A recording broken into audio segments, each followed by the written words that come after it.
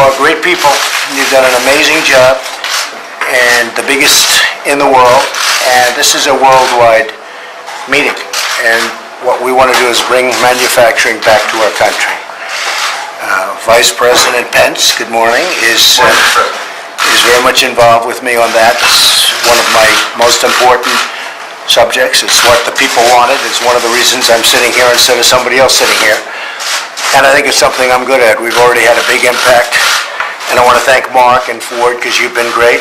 I think Maryland is going to be terrific. We're going to find out soon, right? That's Lockheed Martin.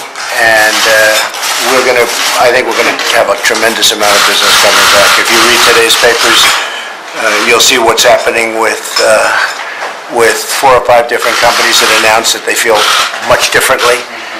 Foxconn is going to spend a tremendous amount of money on building a massive plant, and probably more than one. So that's what we want. We want to start making our products again. We don't want to bring them in, we want to make them here. And that doesn't mean we don't trade, because we do trade. But we want to make our products here. And if you look at some of the original great people that ran this country, you will see that they felt very strongly about that, how to make your products.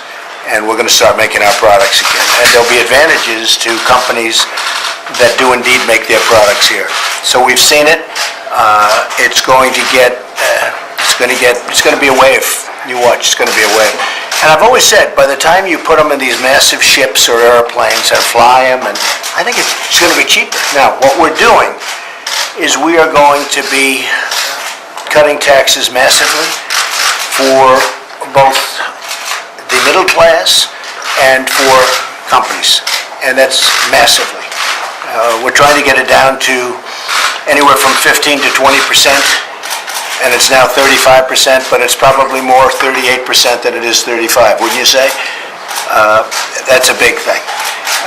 A bigger thing, and that surprised me, is the fact that we're going to be cutting regulation massively. Now, we're going to have regulation, and it'll be just as strong and just as good and just as protective of the people as the regulation we have right now. The problem with the regulation that we have right now is that you can't do anything. I have people that tell me they have more people working on regulations than they have doing product, and it's out of control. It's gotten out of control. I'm a very big person when it comes to the environment. I've received awards on the environment, but some of that stuff makes it impossible to get anything built. It takes years and years.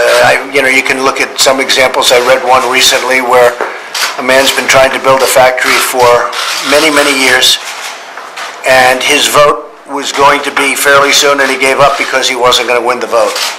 Spent millions and millions of dollars, actually ruined his life, and we can't have that. So when somebody wants to put up a factory, it's going to be expedited, and you have to go through the process, but it's going to be expedited, and we're going to take care of the environment, we're going to take care of safety, and all of the other things we have to take care of. But you're going to get such great service. There will be no country that's going to be faster, better, more fair, and at the same time protecting the people of the country, whether it's safety or so many other reasons where regulations are good. We think we can cut regulations by 75%, maybe more, but by 75%. Have, in a certain way, better protections.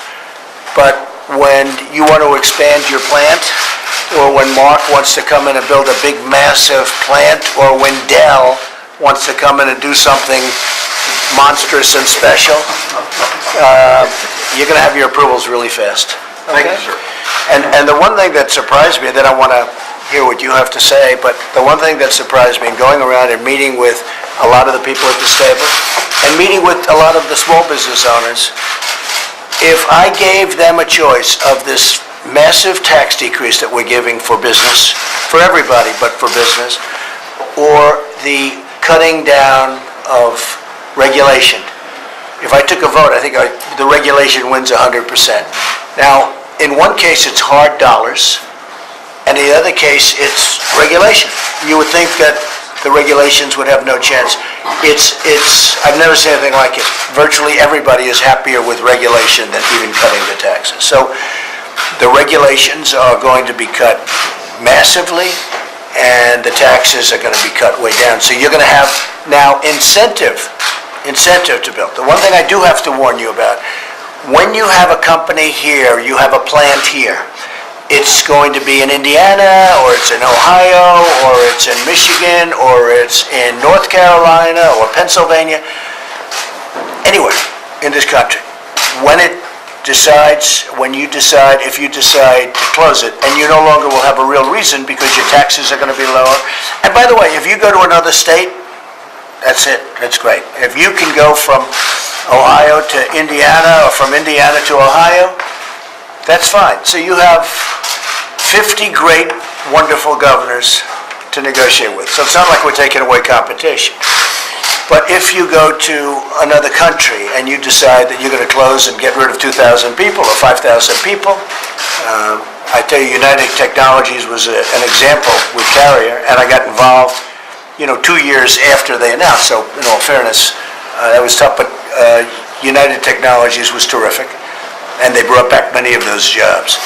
But if that happens, we are going to be imposing a very major border tax on the product when it comes in, which I think is fair, So a company that wants to fire all of its people in the United States and build some factory someplace else, and then thinks that that product is going to just flow across the border into the United States, that's not going to happen.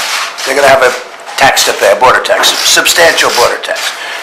Now, some people would say that's not free trade, but we don't have free trade now because we're the only one that makes it easy to come into the country. If you look at China, if you look at many other countries, I don't have to name them, but many other countries, they can't believe what we do. So we take in things free, and yet if you want to take a plant or you want to do something, you want to sell something into China and other countries, it's very, very hard. And in some cases, it's impossible. They won't even take your product. But when they do take your product, they charge a lot of tax. So I don't call that free trade. What we want is fair trade. Fair trade. And we're going to treat countries fairly, but they have to treat us fairly. And if they're going to charge tax to our countries, if, as an example, we sell a car into Japan, and they do things to us that make it impossible to sell cars in Japan, and yet they sell cars into us, and they come in like by the hundreds of thousands on the biggest ships I've ever seen, we have to all talk about that. It's not fair. It's not fair. Never was. I just can't believe it took so long for somebody to come along.